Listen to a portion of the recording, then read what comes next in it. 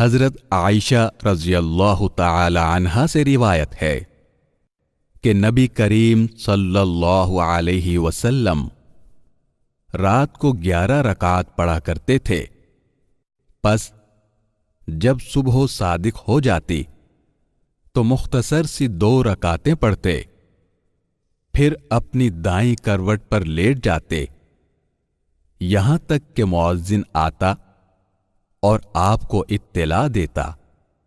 اسے امام بخاری اور امام مسلم نے روایت کیا ہے۔